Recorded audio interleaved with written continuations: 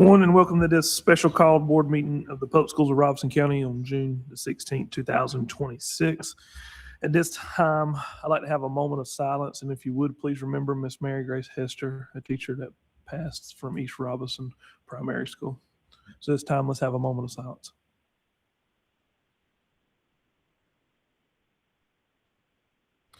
Thank you.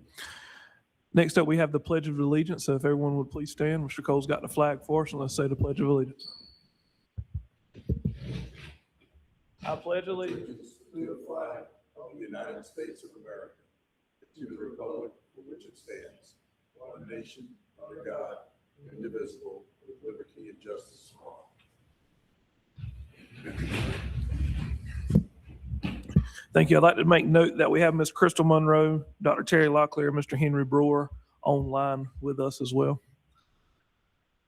Next up, we have an adoption of the agenda.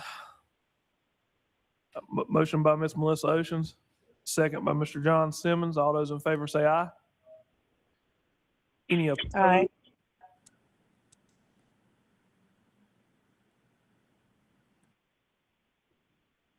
Melissa Oceans, second by Mr. John Simmons, and that was a 10-0 vote. Christy Fields. All right, next up we have information items. Superintendent search. I'm going to turn it over to our board attorney, Mr. Richard Schwartz.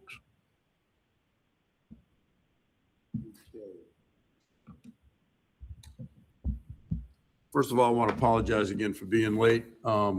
Hit a couple of accidents on I-40. Traffic was backed up. Got here as fast as I could. So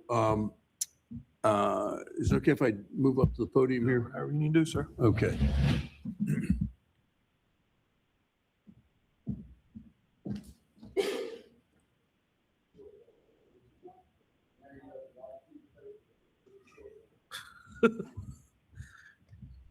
All right, so you've got some materials that have been handed out, and for those of you who are online, Ms. Freeman is sending the information to you. What I want to do tonight is go through with you some options that you have for the superintendent search process, some things that you should consider when you're going through this process. And before you even get into a superintendent search process, one thing you should consider is whether or not you're going to need an interim superintendent. And if you're considering an interim superintendent, you should determine whether or not you've got an internal candidate or candidates, and whether or not it would be advisable for you to go with an internal candidate. Then you should also consider whether or not you want to go with an external person.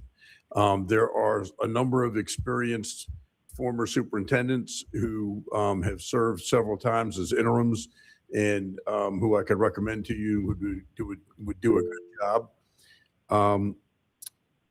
If you have a qualified, desired internal candidate to consider for superintendent, there are pros and cons to whether or not you might want to consider them as an interim superintendent. Some of the pros are that you're basically trying them out and giving them an opportunity to show what they might be able to do as superintendent, although that's a difficult role for many. If you're in the running for superintendent and you are named as interim, it may have a lot of potential negative impacts. For one, if you're doing a superintendent search, it may dissuade other people from applying. They may look and say, well, you've got somebody who's an internal candidate who's applying for the job and who's also the interim right now, and they're probably the favored person, so I'm not going to throw my hat in the ring. If you've got more than one internal candidate, that kind of may put a thumb on the scale for one candidate over another. While some people look at the possibility of an internal candidate becoming an interim as being a good opportunity to try them out, it's not the same as being the superintendent.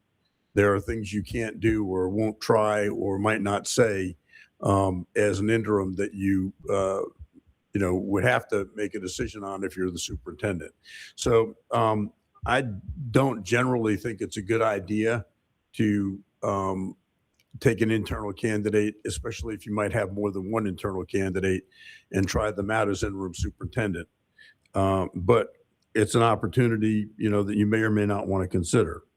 And then another alternative to doing a superintendent search is some boards go out and target somebody and say, okay, this person's a really good superintendent. If we can get them to come here, that'd be a great fit. And instead of doing a search, you go out and actually target somebody. So I've had situations where I've been involved with before that, well, that's worked, and it's worked out pretty well in some instances. So now I'm going to move on from those considerations of whether you go with an interim or not, an internal candidate as an interim, or targeting somebody, and going to what most boards do, which is a full-blown superintendent search, where you search for the best person in the universe to come be the next superintendent of the public schools of Robeson County. And the first thing I want to deal with here are general rules to follow when you're doing a superintendent search. And the first thing I'm going to tell you about that is confidentiality. It's the most important thing I'm going to tell you about it. It's the first thing I'm going to tell you. It's the last thing I'm going to tell you with regards to the rules for a superintendent search.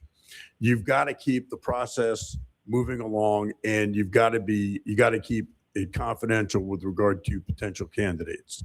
If you don't, you'll lose candidates. You'll lose candidates who don't think they can trust you.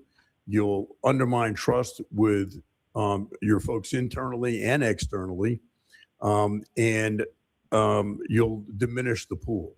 The goal for a superintendent search, for any superintendent search, is you want to find the broadest, deepest pool of candidates you can if you're doing a full-blown superintendent search.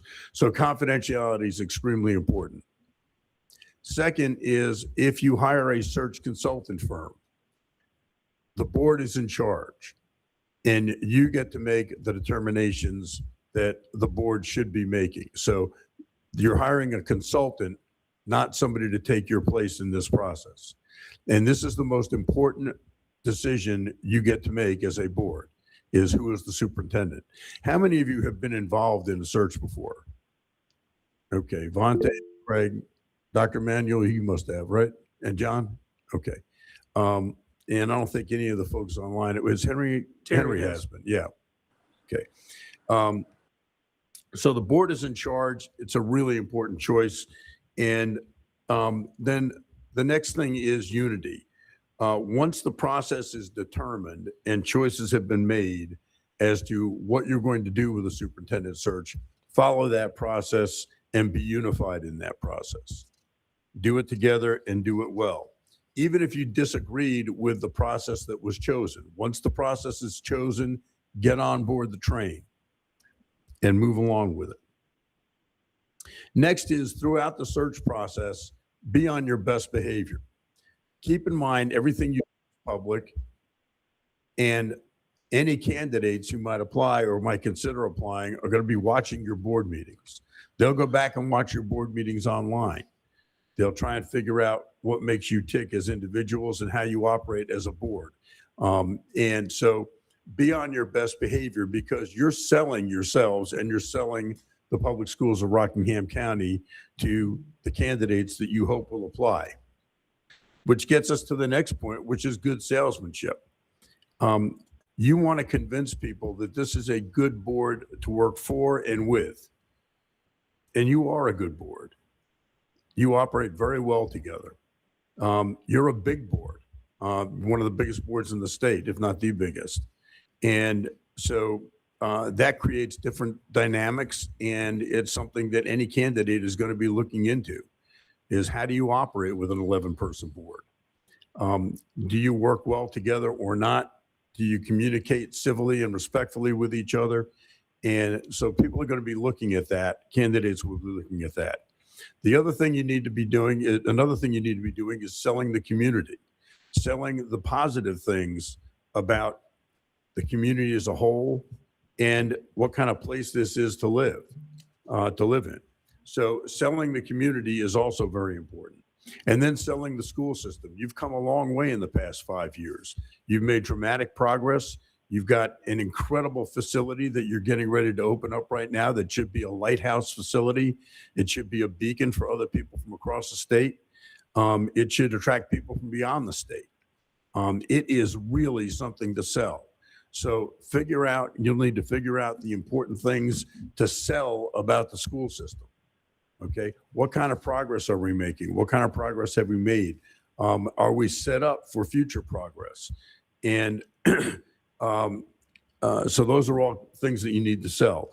Location is something that you'll have to deal with and sell as well. And quality of life here. People are looking for quality of life and location if they're applying from outside of Robeson County. Stability is another thing. The fact that you've had Dr. Williamson here for so long is a really good sign of stability. The board has been stable, and I think you've got a lot to sell there. And when you're recruiting, keep in mind that families matter. If you're recruiting somebody or somebody is applying here that you're interested in, and they've got a family with kids, they're going to wonder, what are the schools like for my kids going to be? What's the quality of life going to be for my family? When you get into the search process, don't try to micromanage the search process as a board member, individually, or as a board. Don't even think about it. Don't get into the weeds. If you get a search consultant, let the search consultant do their job with regard to all of the things that we're going to talk about in a few minutes that the search consultants will deal with. Another thing that I recommend is if you've got warts, acknowledge them. All right. If the school system has problems, deal with them up front and demonstrate the board's willingness to understand and acknowledge that you do have issues, you do have warts, you do have concerns, and a dedication and a willingness to work on any deficiencies. And invite the candidates in and present your warts or your problems or your difficulties as opportunities to problem solve jointly together with them. Present them as an opportunity for them to present solutions to you and how they would go about dealing with trying to fix whatever the problems or deficiencies might be. But don't try to cover them up or ignore them. You should have one board spokesperson throughout the process, and that's usually the chair of the board. It's sometimes the chair with the board attorney. It's sometimes the chair with the consultant, if you hire a search consultant. But it's one board spokesperson, and defer everything to that one board spokesperson, or the spokesperson and the consultant, or the spokesperson and the attorney. If you decide to do a search, then don't sponsor or endorse any particular candidate at the outset. Okay? If you do a search, let it be a broad search where you're inviting in the deepest pool of candidates you can get, as opposed to declare your allegiance to one person up front, and then that discourages other people from applying. Or it sets up a bad dynamic with the board where everybody else is looking at the pool of candidates and you're advocating for one person from the start.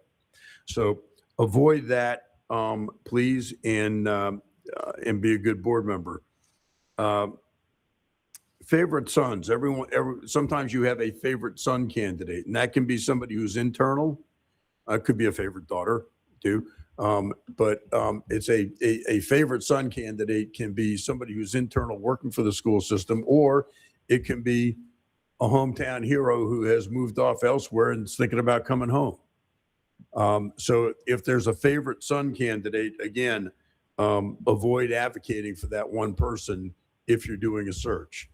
And then refer any inquiries about the search and about the process to the search consultant if you decide to hire a search consultant.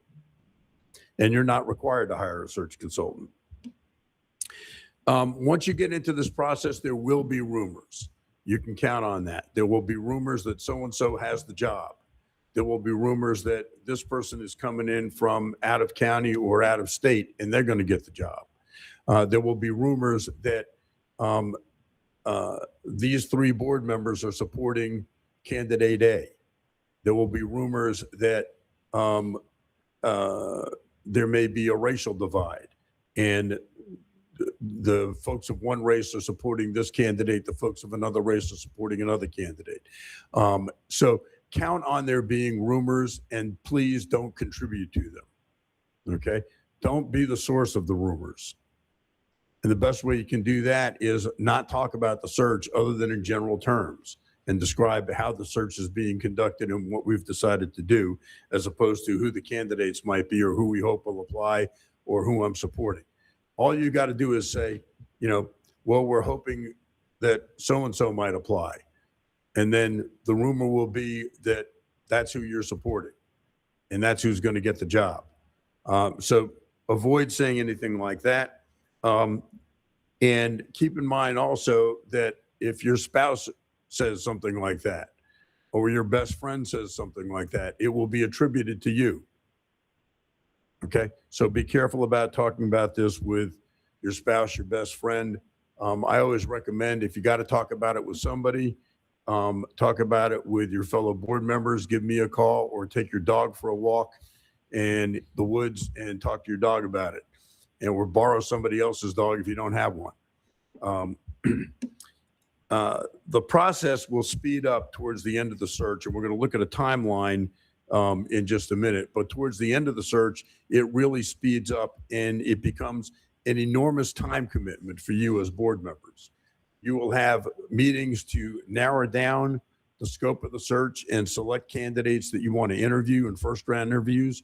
You'll have first-round interviews that will take a long time to get through, and then you'll have another selection usually for finalist interviews, and then finalist interviews, and then a decision, and then contract negotiations at the end of the process. But at the end of the process, it's a big time commitment, and it's extremely important that all board members participate. Now, with an 11-person board, that's difficult.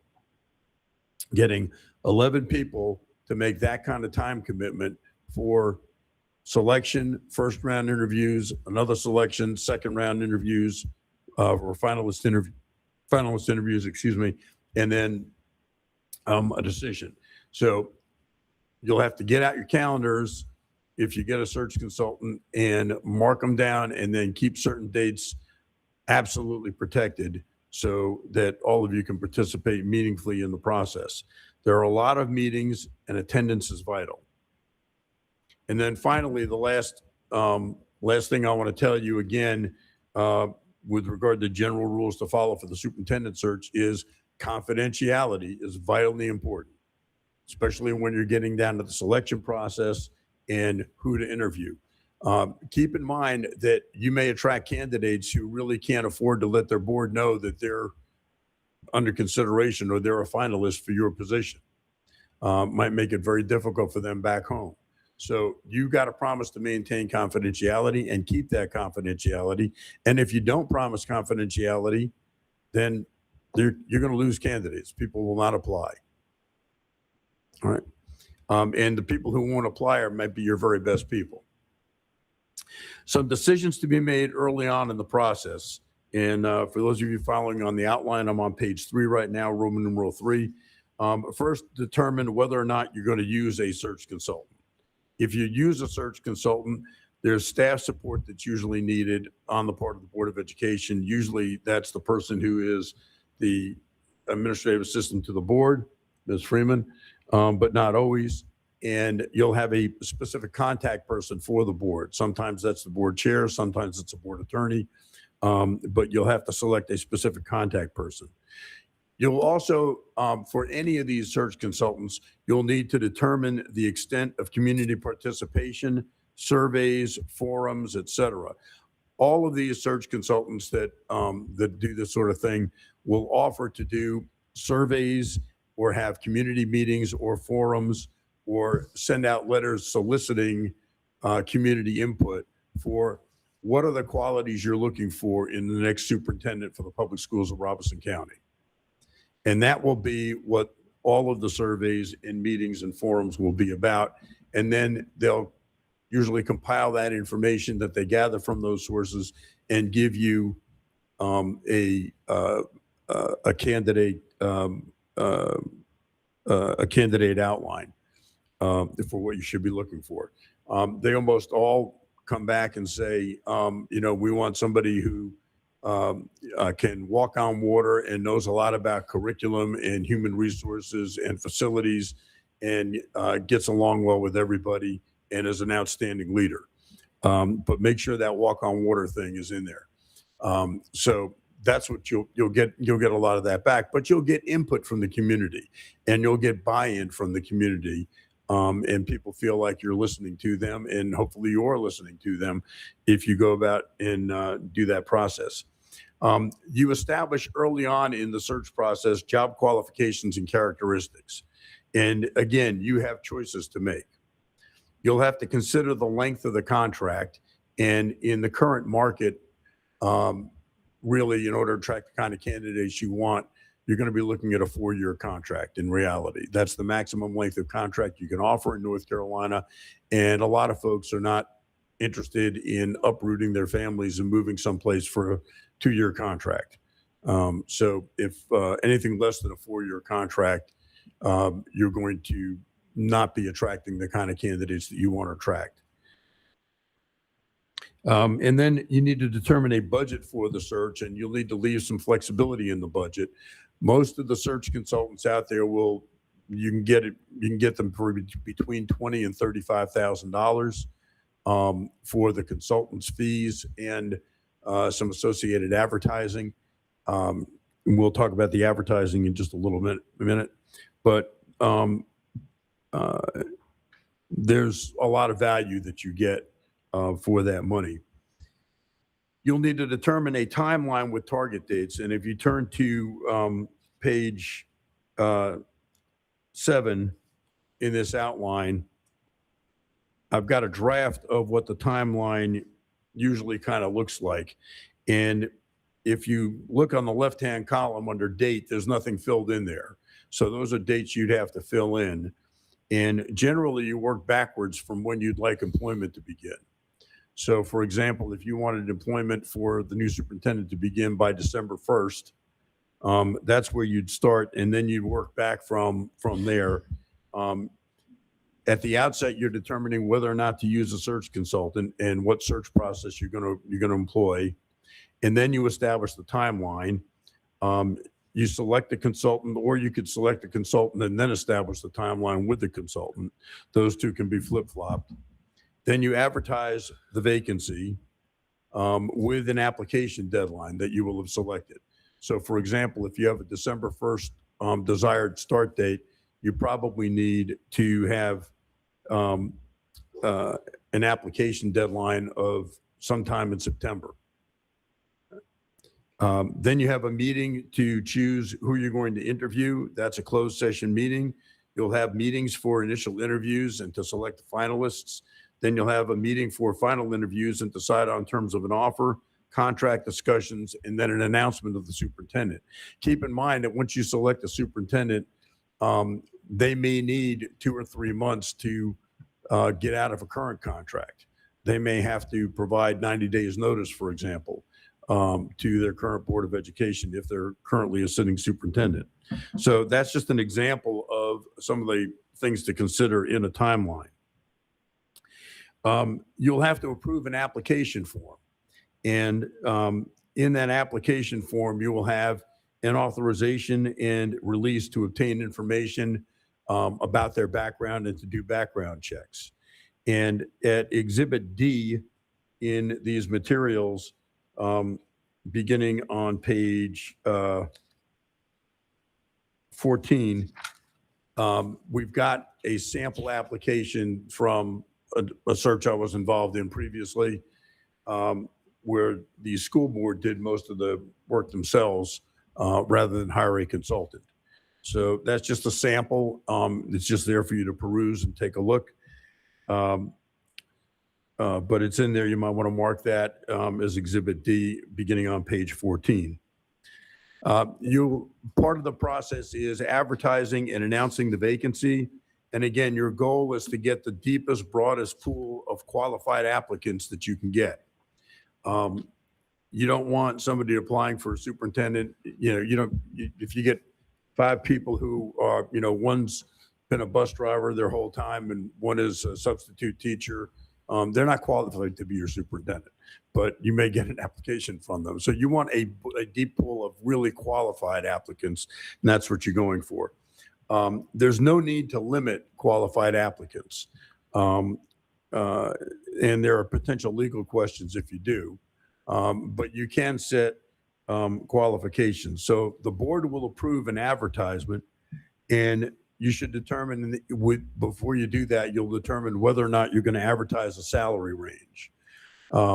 It could be commensurate with experience and state salary levels, or you can advertise a salary range that might help you attract candidates, or establish clearly for certain for the candidate pool that, this is as far as we're going to go, and, no need for you to apply if you're going to be asking for a lot more than what we're advertising.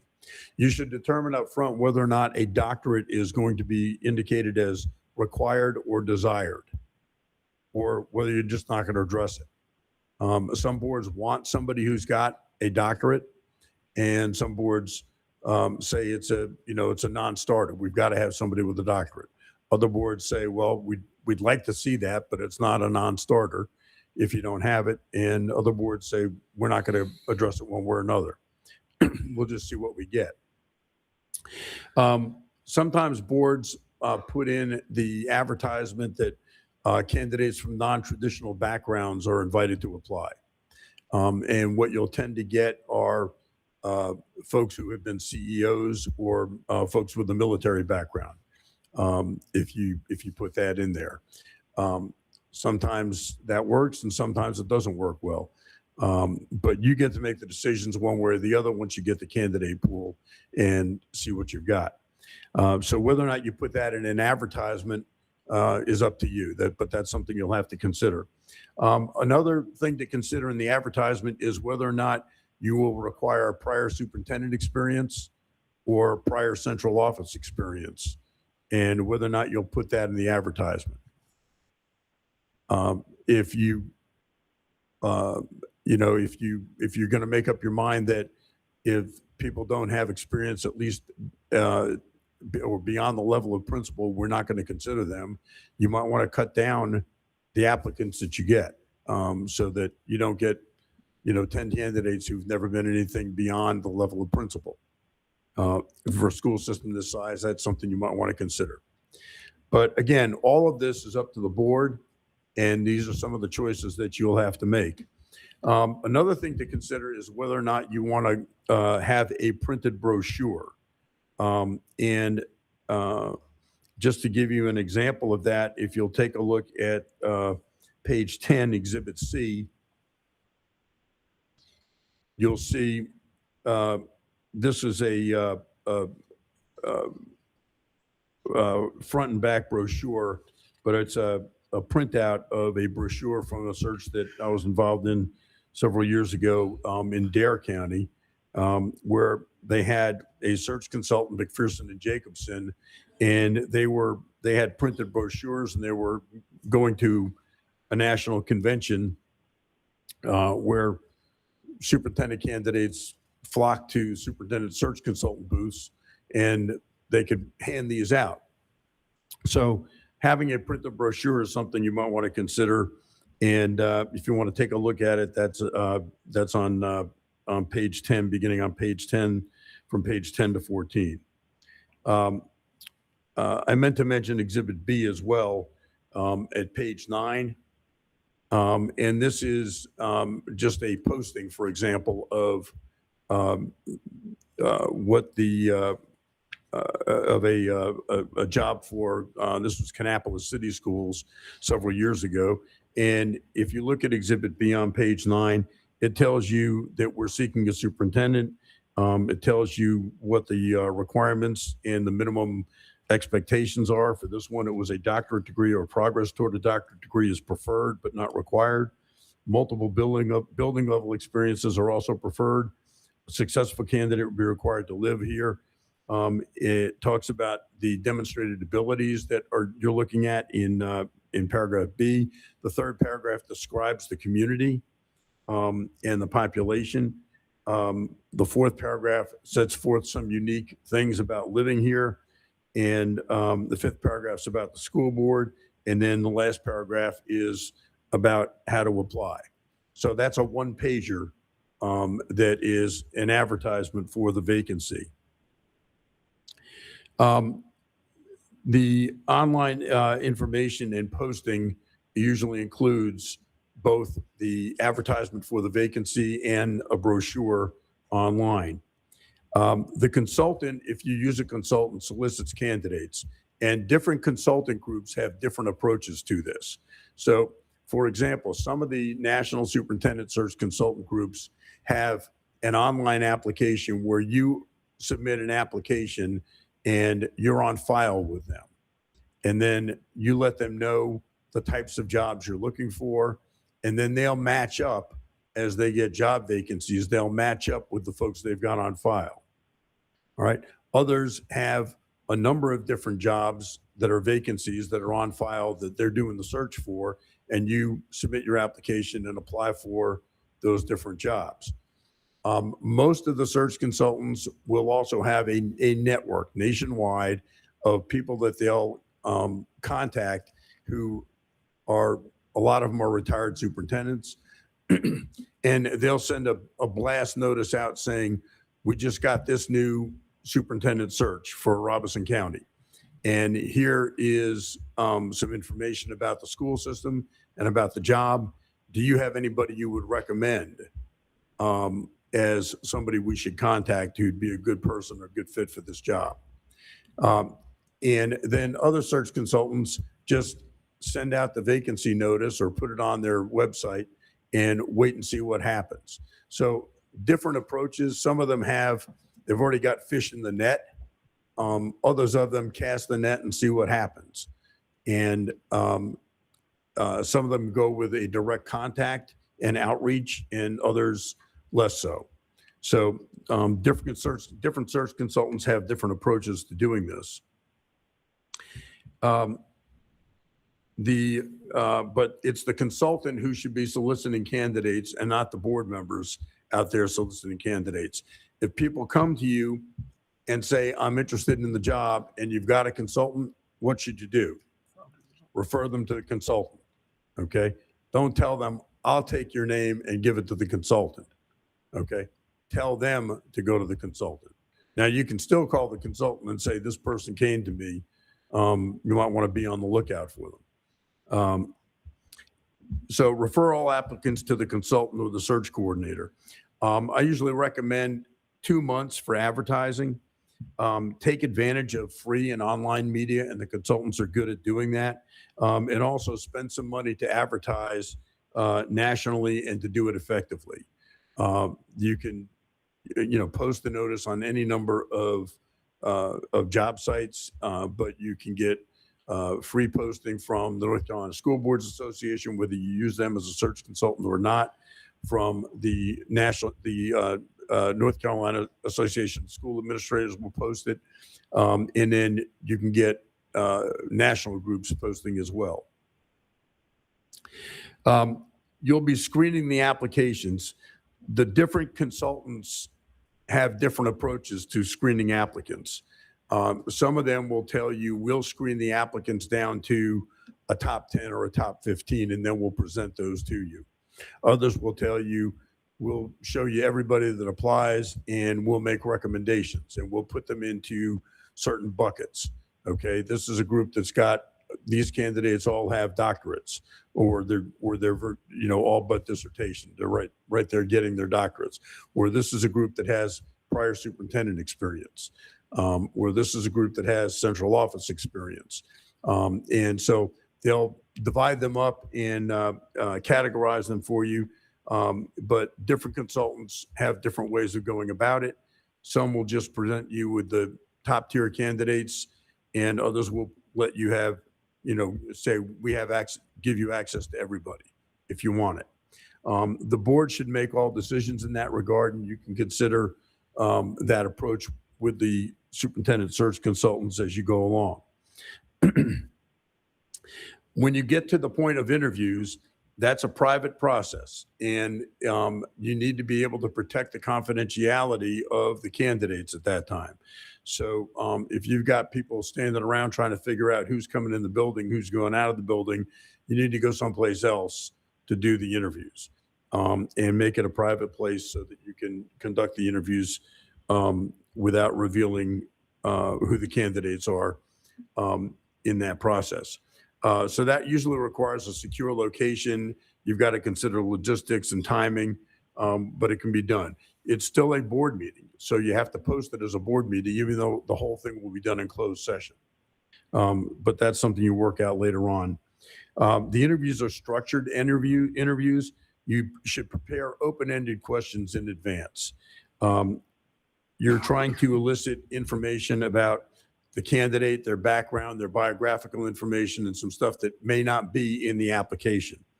You want to solicit information about how they view board superintendent relations, information about management and administration, finance, community relations, instruction, leadership styles, facilities planning and management, goal setting, and what their career aspirations are. Those are kinds of a rough outline of the kinds of things you're trying to generate information about. In the interview process, you need to be careful to ask things professionally and politely, and be civil in your tone throughout that process. Entrance and introductions are important. Stage the entrance and stage the introductions so that everybody gets a chance to find out who you are, and you introduce the candidates as opposed to you sit them down and start talking right away. Especially with an 11-member board, that's important. You should do this in a comfortable setting, and you should have time limits. So for example, if you're doing a 90-minute interview with the candidate and you've got 19 questions, you let them know up front, we have 19 questions, we have 90 minutes, we'll be timing this. At a certain point in time, we'll interrupt you and tell you, you've got 30 minutes left and you still got 12 questions left. So if they're being verbose in their answers, you might want to prompt them earlier. But you'll have time limits and make the applicant aware of how many questions and the time that you've got.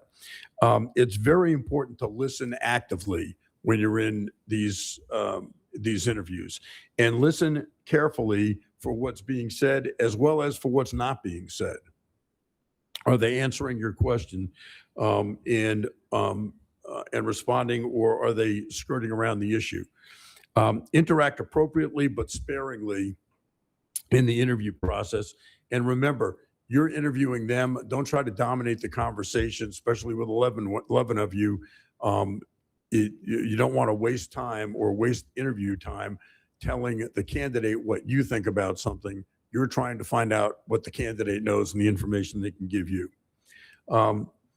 Taking notes is important so that you can remember what's being said. You can keep track of what's not being said as well as what's being said.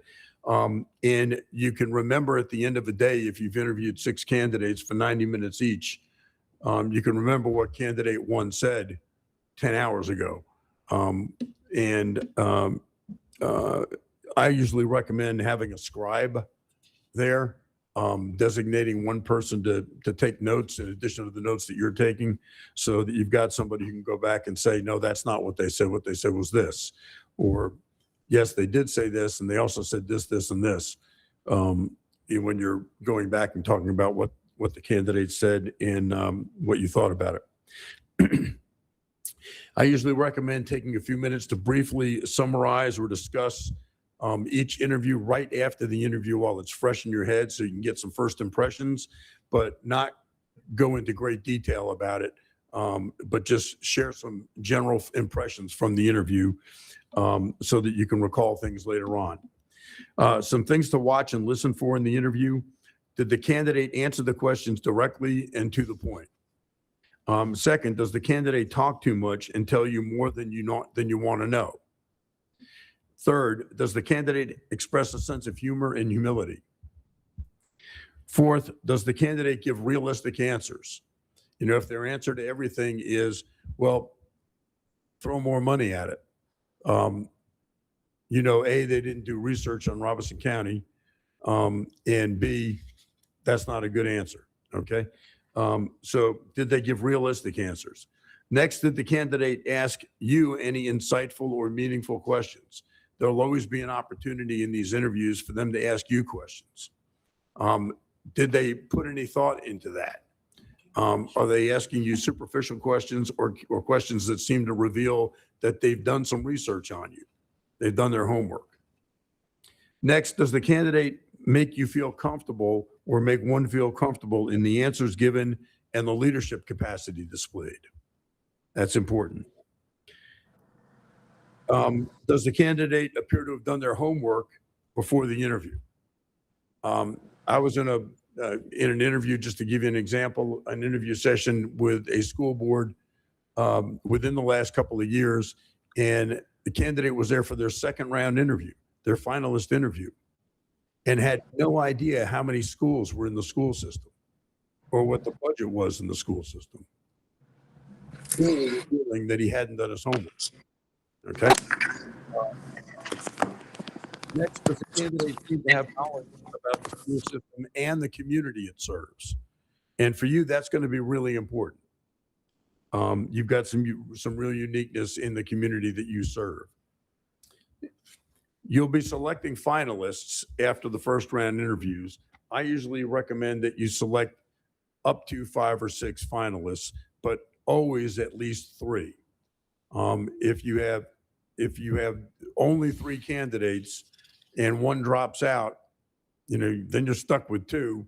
That's not a good look. And so I usually recommend up to 5 or 6 finalist candidates. And then one thing you have to consider in this day and age is pension spiking considerations. Depending upon who you might get as a candidate, you may be looking at a big pension spiking bill at the end of their employment. So that may be a consideration when you're making the final selection. But it's at least some information that you should have and consider. You'll be conducting background checks on the finalists, and a search consultant will do the background checks for you. And you'll need to determine the role of the consultants and the attorney in doing the background checks. When you do the finalist interviews, it will be a new round of questions. They'll be more detailed usually.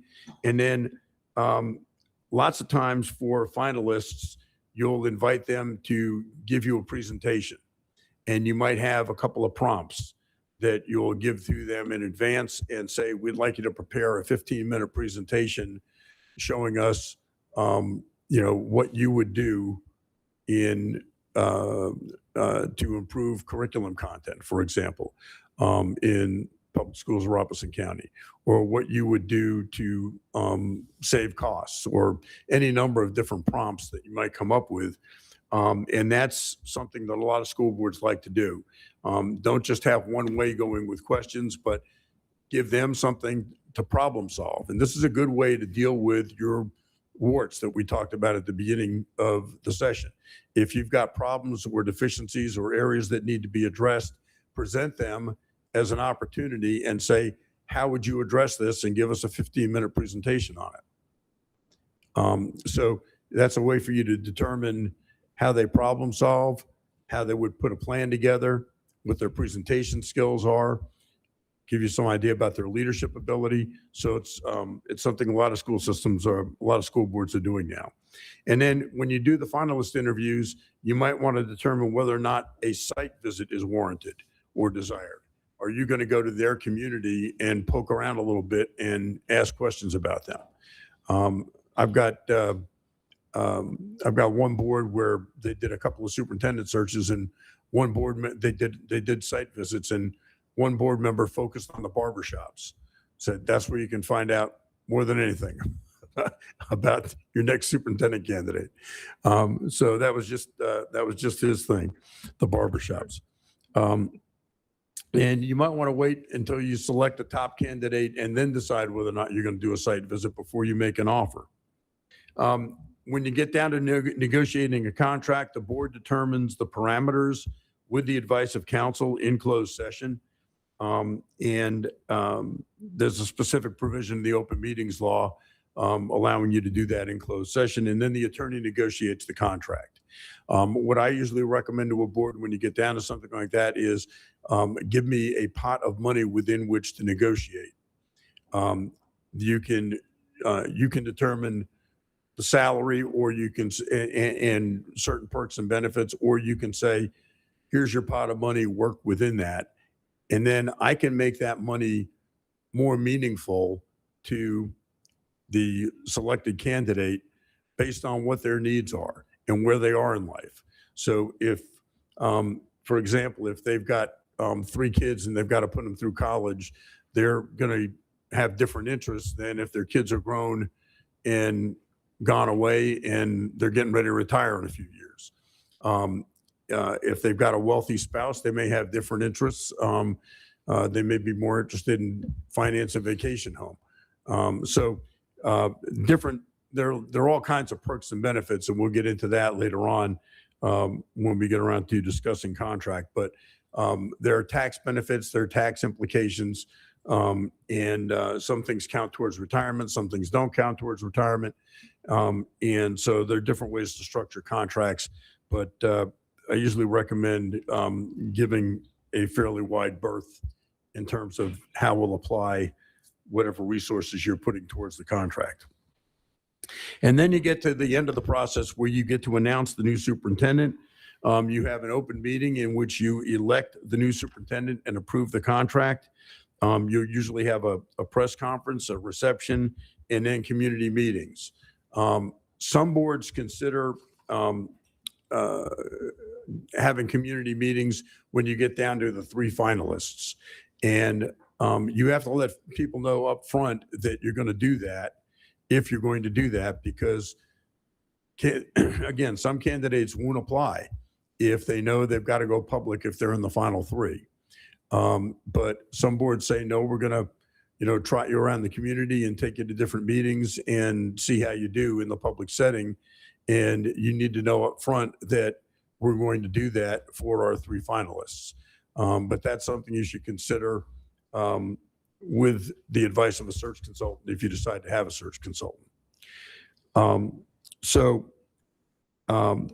If you decide you want to have a superintendent search consultant, there are about a half dozen of them that I would recommend that you consider. The North Carolina School Boards Association, if they haven't already reached out to you, we usually send an email out saying, we're a school boards association and we do search consultant work, and we're happy to work with you, and here's our price. And have you gotten an email from them yet?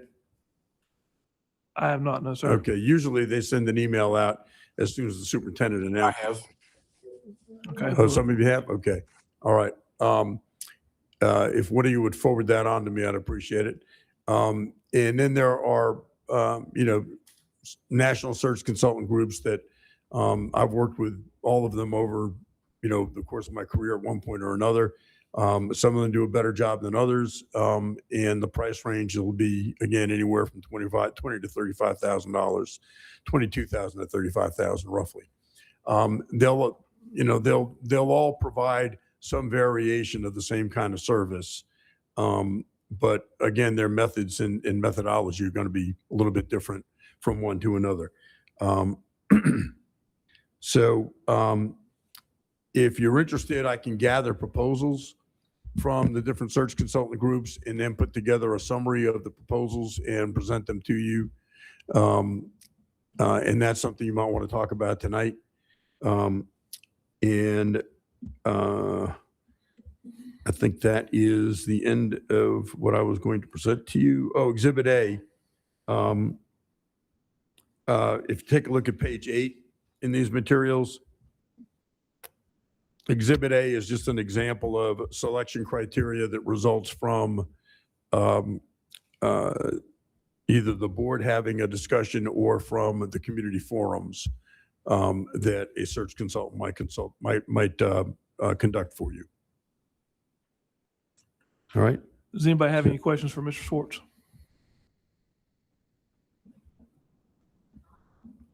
Go ahead, Dr. Manuel. At what point, obviously it takes 2 months. If you look at number 4, page 4, where you said that it would take 2 months to advertise, at what point will this board need to get an interim? Because, we do not have but 2 months Right. And with our superintendent presently. yeah, and you need an interim beginning September 1. Yeah. So getting an interim is, you don't need to advertise for that. And I guess what I'm saying, so we don't need to get an interim until that day, to the day that the superintendent leaves, and we need an interim? I'd usually recommend, building in a few days prior to September 1 for some overlap and handoff, some transition. So we don't advertise for an interim, we just say, hey, guy, you want to come in to be an interim? That's one way you can do it. I could, if you want, I can, we can gather up a few names and present them to you. But I think we're going to talk about some of that in closed session. Oh, okay. Dr. Terry. That was going to be my question, Mr. Schwartz. What are your thoughts on the timeline in terms of where we are right now versus being able to hire a new superintendent with the, giving them plenty of time to get out of their current contract or whatever? What are your thoughts on the timeline? I think would December be, would maybe having a December 1st or January 1st start date be out of the question? No, I think that's about what you're looking for. December 1st start date.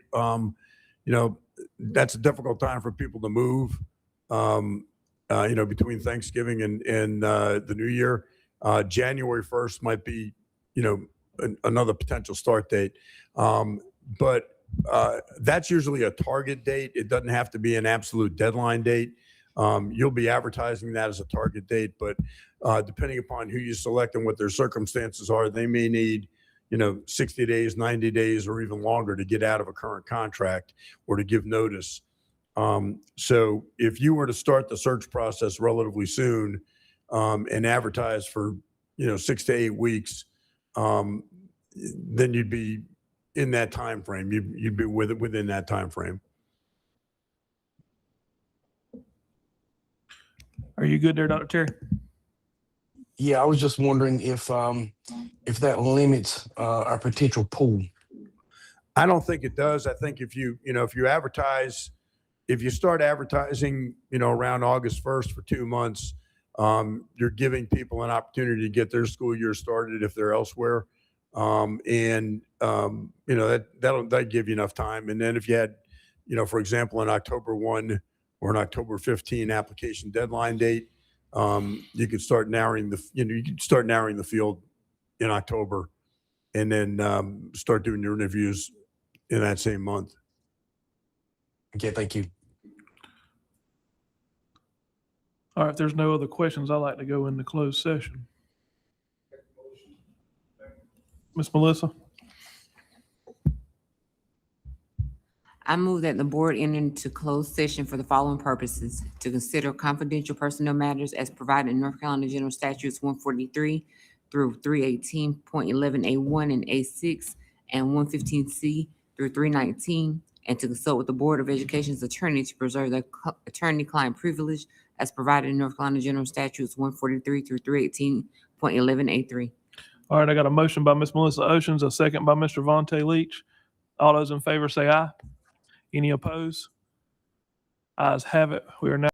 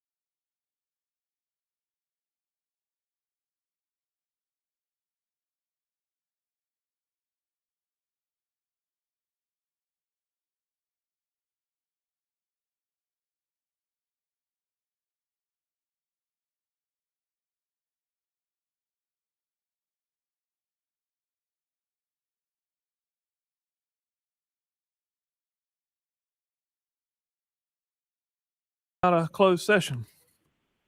Motion made by Ms. Melissa Oceans, a second by Mr. Craig Lowry. All those in favor say aye. Any opposed? Aye. Aye. Ayes have it unanimous there, Mr. Schwartz, 10-0.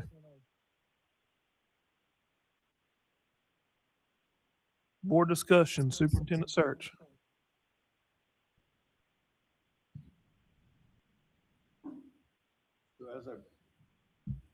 As I presented in the workshop that we had earlier, one of your options is for me to gather options from different superintendent search firms and bring them back to you if that's the board's preference. Mr. Bradley Phillips. I make a motion to allow the school board attorney to find some Second. alternatives and bring them back to us for board approval. All right, I got Second. a motion made by Mr. Bradley Phillips, a second by Mr. Henry Brewer to allow the school board attorney to reach out and bring back to us that information. All those in favor say aye. Aye. Any opposed? Ayes have it unanimous there, Mr. Schwartz, 10-0. Okay. Next up, we have personnel.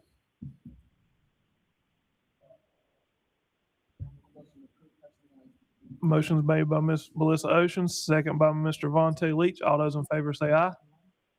Aye. Any opposed? Ayes have it, 10-0 on personnel there, Mr. Schwartz.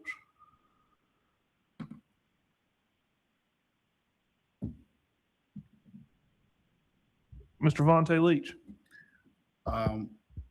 I would like to make a motion to name Dr. Bill Harrison the intern superintendent starting September the 1st with contract terms prepared by a board attorney for later board approval. Okay, I have a motion by Mr. Vontae Leach to name Dr. Bill Harrison as interim superintendent starting September 1. I got a motion made by Mr. Vontae Leach and a second by Mr. Bradley Phillips. All those in favor say aye. Aye. Aye. Any opposed? Unanimous. Ayes passed, 10-0. Mr. Schwartz, unanimous. Dr. Bill Harrison as the interim starting September 1. I need a motion to adjourn. Motion's made by Mr. Bradley Phillips and seconded by Ms. Melissa Oceans. All those in favor say aye. Any opposed? Aye. Ayes have it. We are now adjourned.